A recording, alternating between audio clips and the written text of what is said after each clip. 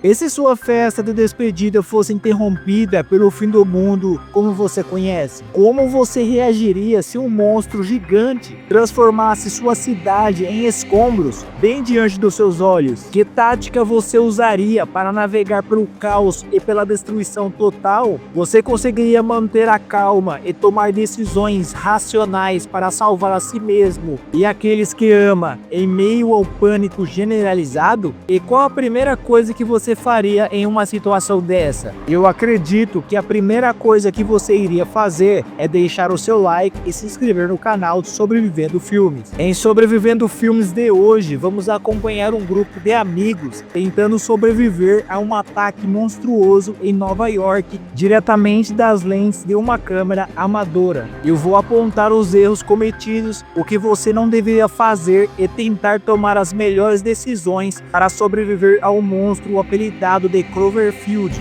e as criaturas parasitas que ele trouxe consigo. Esses jovens vão descobrir de maneira mais difícil que às vezes o desejo de salvar alguém pode te levar direto para o centro do perigo, e que filmar tudo pode não ser a melhor ideia quando sua vida está em risco. O início. Tudo começa em Nova York, com uma festa surpresa de despedida para Rob, que está de mudança para o Japão. A festa é organizada pelo seu irmão Jason e a namorada Lily. O melhor amigo de Rob, que é Rudy, fica encarregado de filmar depoimentos para Rob com uma câmera portátil. A tensão está no ar, principalmente entre Rob e Beth, com quem ele teve uma noite e agora parece haver um clima estranho. Depois de uma discussão, Beth vai embora chateada com uma amiga. Enquanto a festa continua, um tremor violento sacode o prédio, seguido por um blackout momentâneo e o som de uma explosão distante. Todos correm para o telhado para ver o que aconteceu e testemunham outra explosão massiva no horizonte da cidade. O pânico começa a se instalar quando destroços flamejantes são arremessados na direção deles. Eles descem correndo para as ruas, só para encontrarem mais caos e a cabeça da estátua da liberdade rolando pela avenida. Nesse momento de puro terror, Woody, ainda filmando, consegue um vislumbre rápido de uma criatura gigantesca se movendo entre os prédios. O plano inicial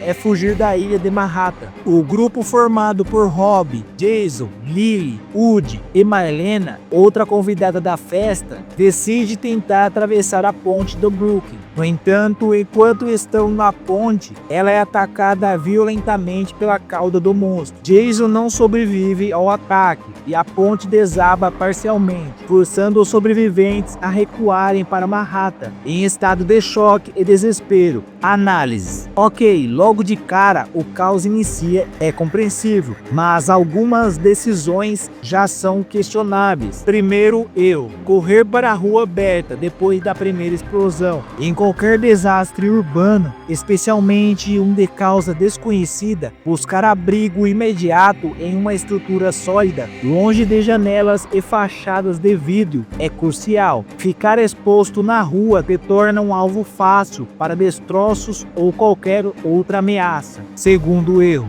tentar a ponte do Brooklyn. Pontes e túneis são gargalos naturais em qualquer evacuação ou desastre. São alvos óbvios e rotas de fugas que ficam congestionadas ou são destruídas rapidamente, como acontece aqui. Após ver a destruição inicial e o vislumbre do monstro, a decisão mais segura seria buscar uma rota alternativa, ou mais importante, um abrigo reforçado e esperar por mais informações ou uma calmaria momentânea. Tentar uma fuga em massa por uma única via principal é apostar contra as probabilidades. Além disso, a insistência de Woody em filmar tudo, mesmo durante o pânico inicial e a fuga da ponte, é um problema. Embora o filme seja nessa pegada, na vida real dividir a atenção entre operar uma câmera e sobreviver a destroços caindo e um monstro gigante é uma receita para o desastre. A câmera pode ser útil para registrar informações, mas não às custas da sua percepção situacional e agilidade. O foco principal deveria ser 100% na sobrevivência e na segurança do grupo.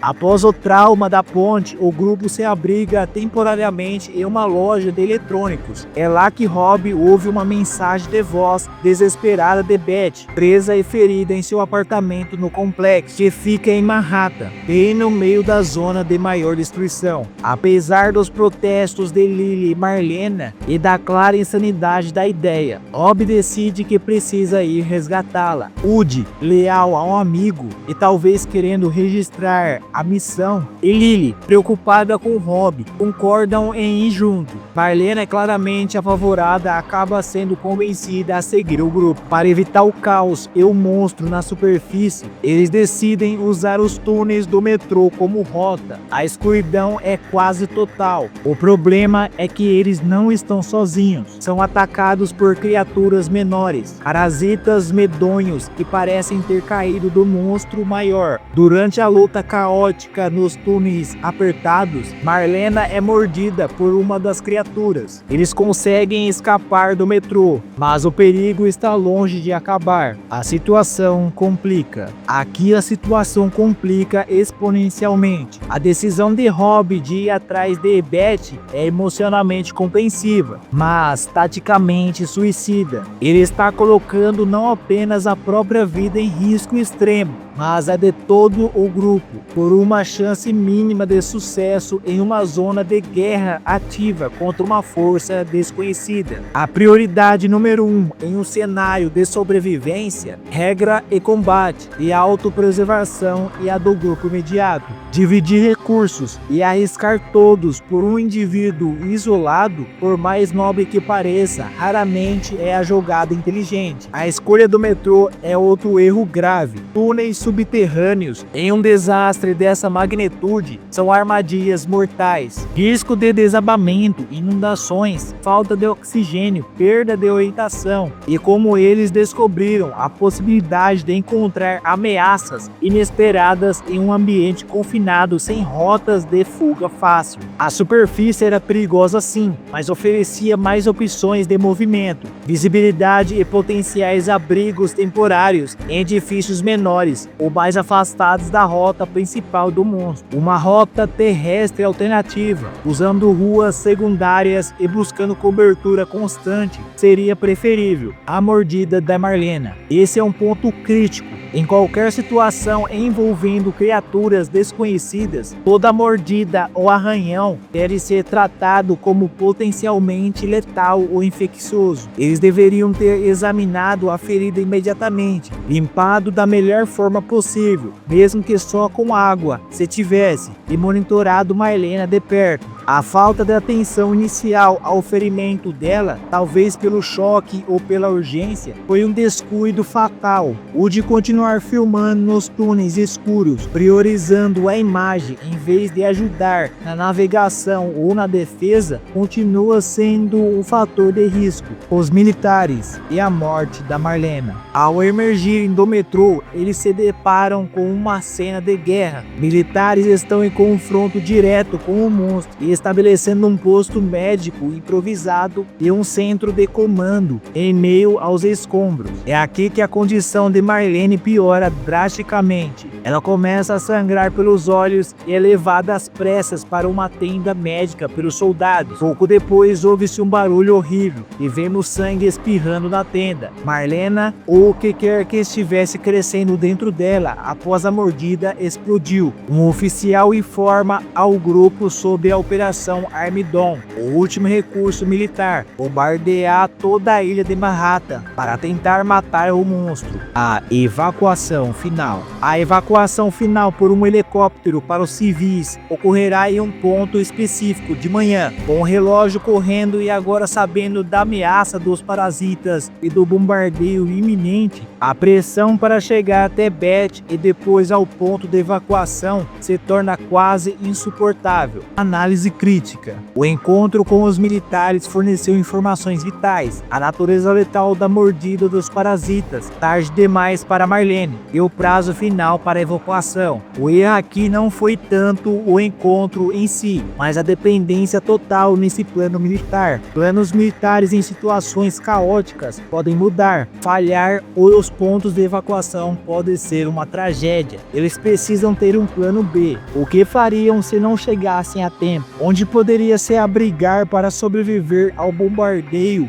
Hamilton? Confiar cegamente em uma única janela de oportunidade oferecida por terceiros em meio ao caos é extremamente arriscado. A morte de Marlene deveria ter sido um alerta brutal sobre a periculosidade dos parasitas. A partir desse ponto, qualquer encontro com essas criaturas deveria ser evitado a todo custo, ou enfrentado com extrema cautela e de uma distância segura, se possível. A necessidade de velocidade aumentou, mas a necessidade de cautela também. Cada segundo contava, mas o movimento errado poderia ser o último. A fuga final e o resgate de Beth. O grupo restante, Rob, Lily e Woody, continua sua jornada desesperada. Eles atravessam uma loja de departamentos escura e parcialmente destruída, onde tem outro encontro tenso com os parasitas. Finalmente chegam ao prédio de Beth. O edifício está severamente danificado, inclinado perigosamente sobre outro prédio. Rob encontra Beth viva, mas presa sob os escombros e empalada por um vergalhão. Com muito esforço consegue libertá-la, carregando Beth ferida.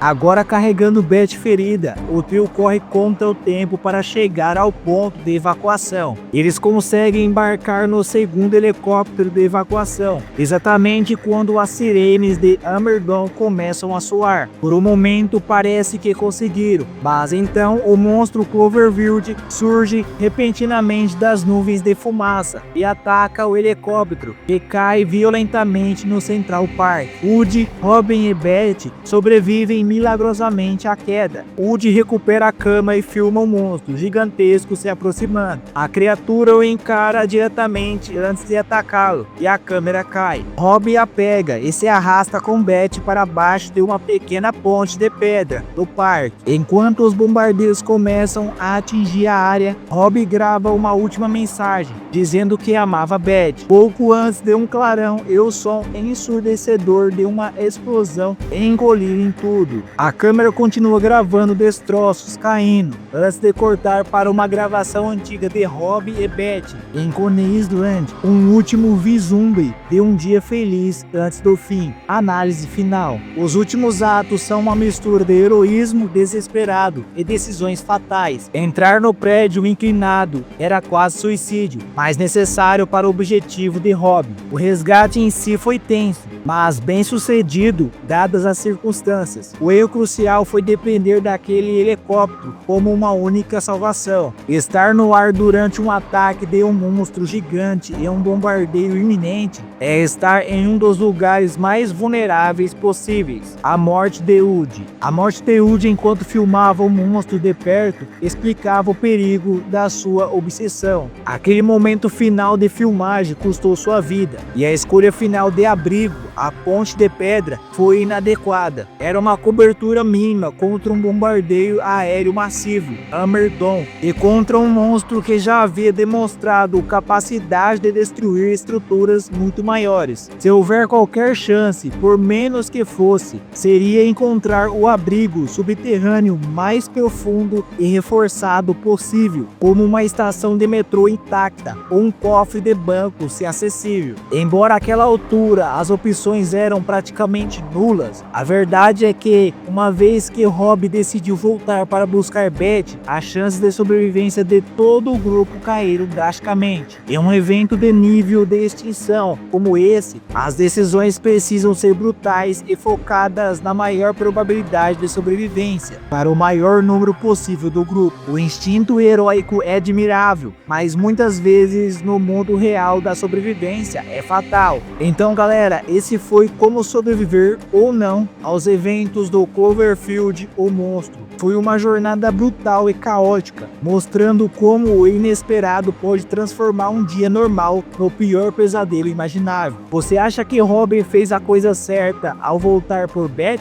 Que decisão diferente você teria tomado no lugar deles? Você sobreviveria ao ataque brutal em Cloverfield, o monstro? Você sairia vivo dessa? Ou teria o mesmo fim deles? Se você seguir todas essas dicas de sobrevivendo filmes de hoje, terá grandes chances de vencer o monstro Cloverfield. Me contem aí nos comentários. E não se esqueçam de deixar o seu like, se inscrever no canal e ativar o sininho. E se você curtiu essa análise e quer mais dicas de sobrevivência, não perca os próximos vídeos e vejam os vídeos do canal para aprender mais sobre sobrevivência. Muito obrigado por assistir e lembre-se, em um apocalipse urbano, manter a cabeça fria e evitar virar estatística ou filmagem encontrada é a sua maior prioridade. Até a próxima, sobreviventes!